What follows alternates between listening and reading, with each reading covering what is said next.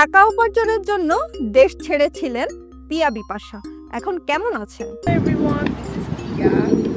It's raining out. It's like 15-minute drive.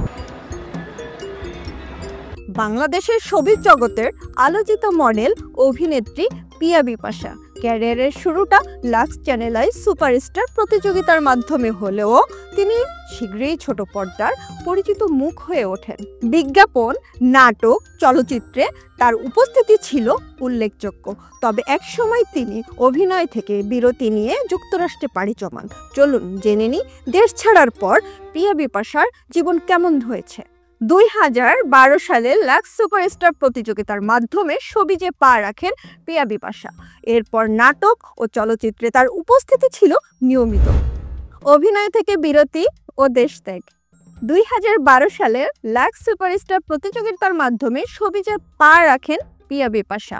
এরপর নাটক ও চলচ্চিত্রে তার উপস্থিতি ছিল নিয়মিত, কিন্তু একসময় তিনি অভিনয় থেকে বিরতি নেন এবং যুক্তরাষ্ট্রে স্থায়ী হন। সেখানে তিনি স্বামী ও সন্তান নিয়ে সুখের জীবনযাপন করছেন। 2020 সালের আগস্টে দেশে ফিরে কিছুদিন কাটানোর পর নভেম্বরে আবার যুক্তরাষ্ট্রে ফিরে যান তিনি। শারীরিক পরিবর্তন ও মিসেস ওয়ার্ল্ড প্রতিযোগিতা। যুক্তরাষ্ট্রে গিয়ে পিয়া বিপাশার শারীরিকভাবে আমূল পরিবর্তন আনেন। ঠোঁটে সার্জারি করা সহ নিজের চেহারায় উল্লেখযোগ্য পরিবর্তন আনেন। 2022 সালের মিসেস ওয়ার্ল্ড প্রতিযোগিতায় অংশ নেন তিনি। এই প্রতিযোগিতায় অংশ নিয়ে তিনি 9 মাসের প্রস্তুতি 10 কেজিরও বেশি ওজন কমিয়ে ফেলেন। সামাজিক যোগাযোগ মাধ্যমে সক্রিয়তা। পিয়া বিপাশা বর্তমান সামাজিক যোগাযোগের মাধ্যমে বেশ সক্রিয়।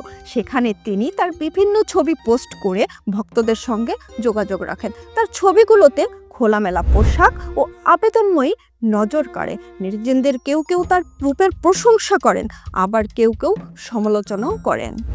পারিবারিক জীবন।